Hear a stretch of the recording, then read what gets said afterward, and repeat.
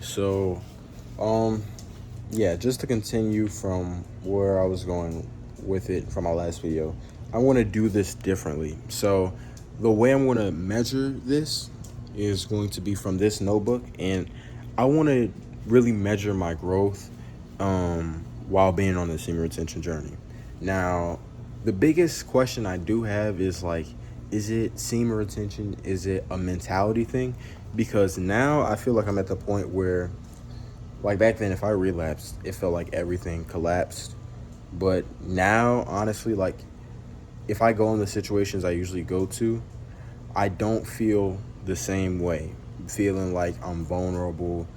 At the end of the day, I have a different mentality than I did back then. Before, I was worried about what people thought about me, but now, not as much. And I'm feeling more secure. So I still want to measure my growth in a variety of different things work because I need to be more disciplined. So every day I'm going to come at you with these metrics. So uh energy, social confidence, mental positivity, and faith. Now we're going to start with those four. And those four right here, first four, are internal. So internally, what is my energy feeling like? You can feel energetic, but it doesn't mean you're doing anything with that energy. Same thing with social confidence. And your social confidence just means um, two things to me. I might split it up, but one, how much faith you have in your own actions when it comes to interacting with people. And two, how scared you are of how people are going to perceive you. And I do want to note how that changes as I go through this journey. Then we have mental positivity. Now, mental positivity means a few different things. It just means how I perceive tasks that I would like to do or that need to be done, and how my mindset is throughout the day.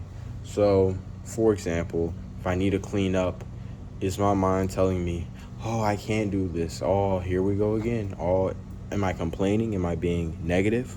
Or do I have mental positivity, meaning, okay, let me just go do this. Let me go do this. And this is another big thing, internally, your mindset shapes how you act. In simple terms, your mindset shapes how you act. And yeah, uh, just, talking about where is my state of mind, because this is going to lead into these other statistics that I want to be tracking. And then faith. Now, oh, by the way, everything is done from 1 to 10. And I know this is very subjective, but we'll just figure it out as we go. If I feel like, oh, one day was a 10, and then I feel like a day exceeded that 10, you know what I mean? Like, shoot, it is what it is. Because my average isn't somebody else's average, and it's subjective for everybody. So, faith.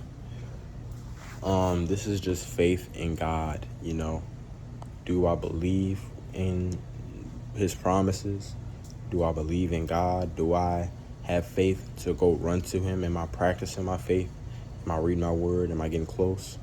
This represents a lot of things, but it is ultimately the most important thing, because I can say I have faith, but if I'm not, it says faith without works is dead. If I'm not going and reading my word, or if I'm not going and praying when I'm being tempted, that represents a lot of things. And even faith in his promises, like I could be feeling tempted. Do I have faith to suffer and endure my current sufferings for a reward? Or do I not really feel like doing that? And do I lack the faith and choose to comfort myself with pornography or whatever? So those are internal. Internally, no matter what's going on around me, this is what happens at the point of conception of the day. You know what I mean? It's like the spark. And then we have the things that I do. So there's internal thought process, then there's the outward actions that I take. So, effort, and I'll be listing different goals. Quick summary of my goals for this year are making more relationships that are Christ-like, finding women that qualify to be my wife, making $40,000 throughout this whole year. I work on video games. I want to make a video game company. I want to sell computers. Um, I'm interested in politics. I want to start my career in politics. I want to learn more about finance and economics in general. So I'll get more in depth of my goals. Some things I will keep to myself, but in general, I'm going to list my goals and I want to talk about how much effort I put in. I can have the energy, but if I don't put in the effort, well, there's a pitfall there. Social opportunism. So this is going to measure, because I was thinking, I was like, well, like, essentially, you have opportunities within the day. You know what I mean? You can be confident, but you may not have, or you may not even have the opportunities to just go and talk to somebody, things like that, right? And for me, I don't want to say, oh, today I was very social, or today I was out doing this crazy stuff, when really it was the opportunities that led to that, which means an outside force affected how I acted. What I wanted to measure is how I acted with the opportunities I was given, which is why I came to social opportunism being, essentially, okay, how, whatever. Social opportunity, like, how much did I capitalize on the things I did see? Like, what if I wanted to say something, but I didn't? Why? Was I scared? Was it my mindset?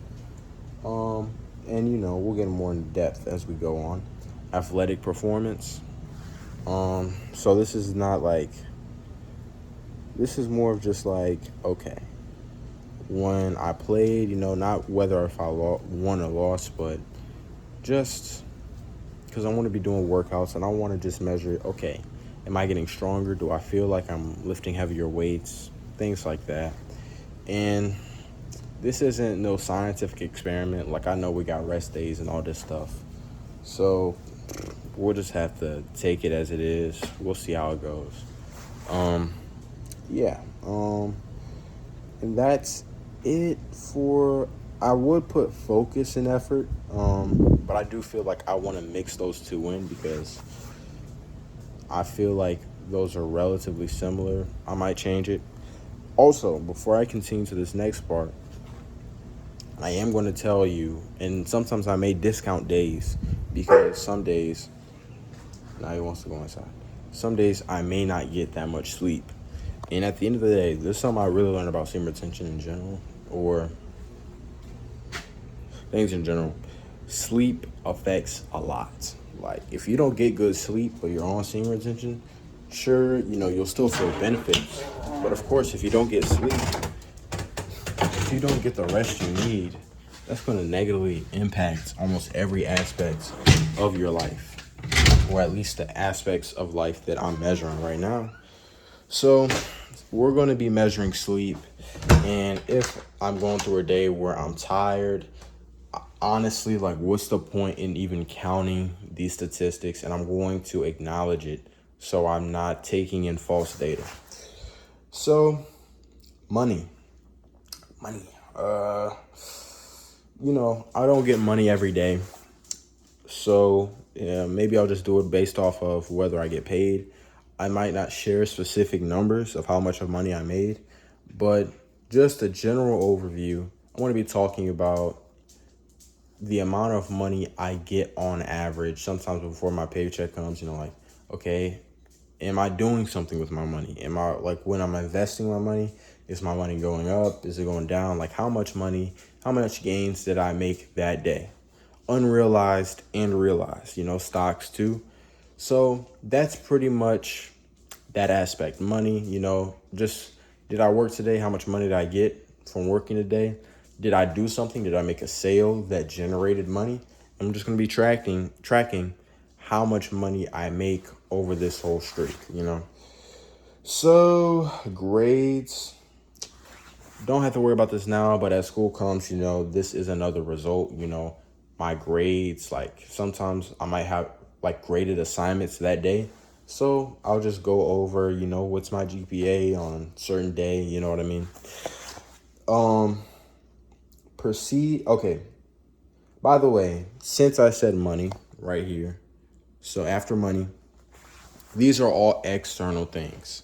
So I talked about internal thought process, external actions. Like, sir, these are things I'm still doing, but at the end of the day, like I'm acting upon the world. So my own thought process with myself, my actions upon the world, and then we have the world's response, which are external statistics that I'm covering, right?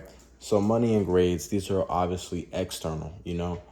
Um, Grades are in your control because they're measuring what you're doing. But, at the end of the day, it's like money. Grades are more predictable, but like I said, sometimes grades can be affected by external things. I won't get into it. We don't really have to overthink it. It's not really something I have to worry that much about. So, perceived social magnetism. So, I put perceived because this is how I perceive things to be.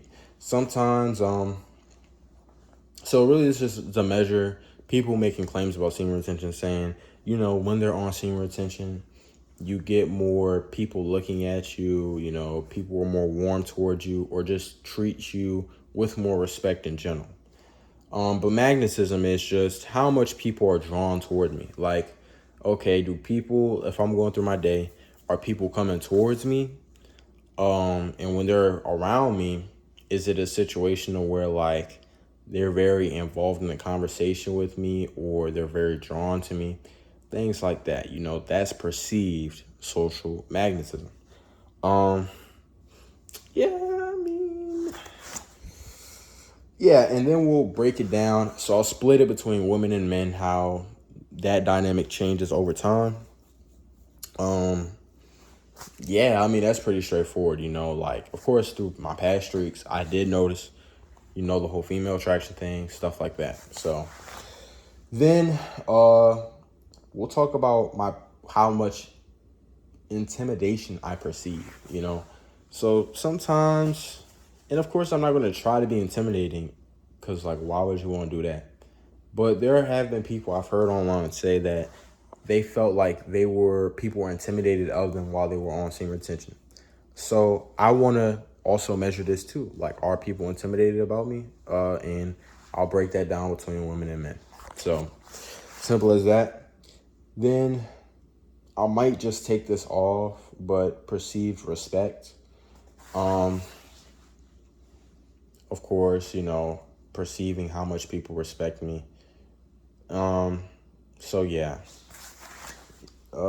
And then I'll give y'all some notes, which is just my talk for today. Like, okay, what are some things that stood out for the day in general?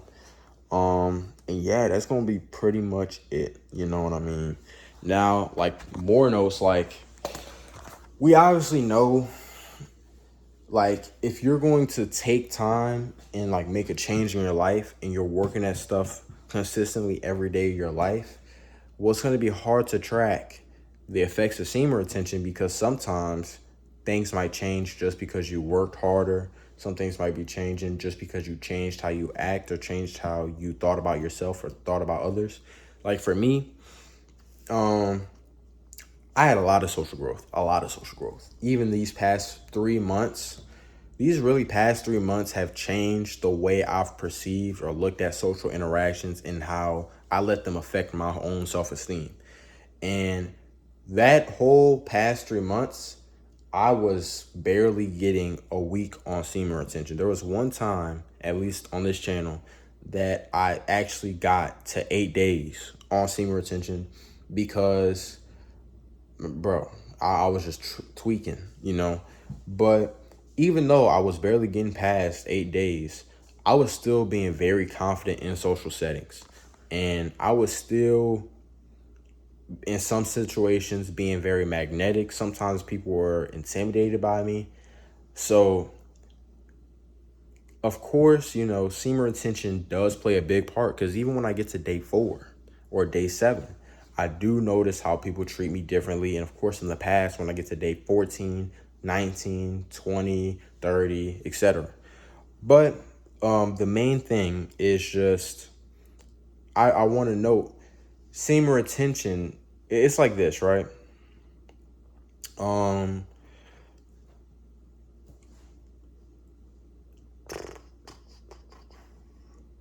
just how on this notes I put it's internal and boom.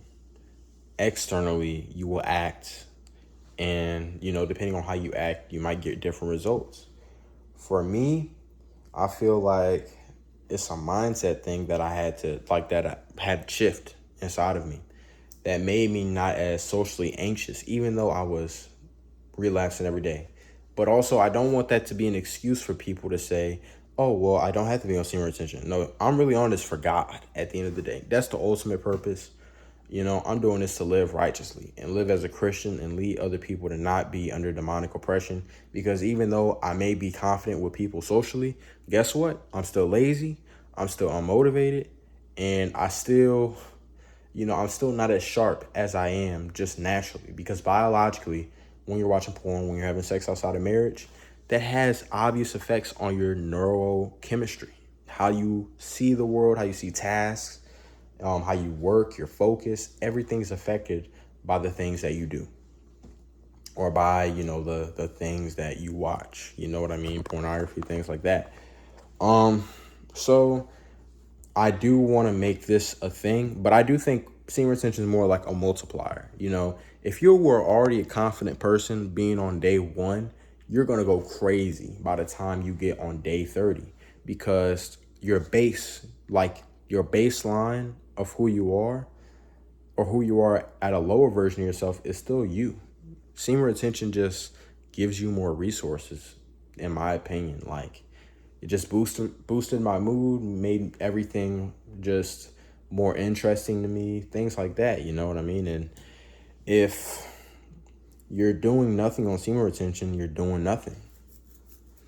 Simple as that.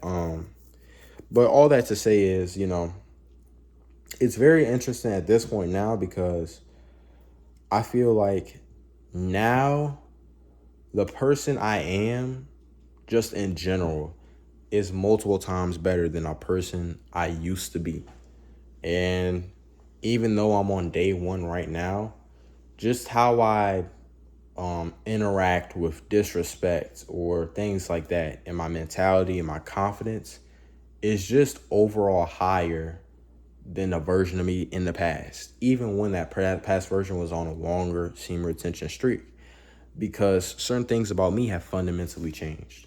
So what I'm trying to say is, there's work that you need to do inside of yourself. Semen retention isn't going to magically solve every problem you have. You still have to change your approach. But yeah, all that to say, yeah, man, just pray for me. I'm gonna pray, but we're definitely gonna have to change up this approach, and I'm excited, with all these different things that I actually have to pay attention throughout the day. Honestly,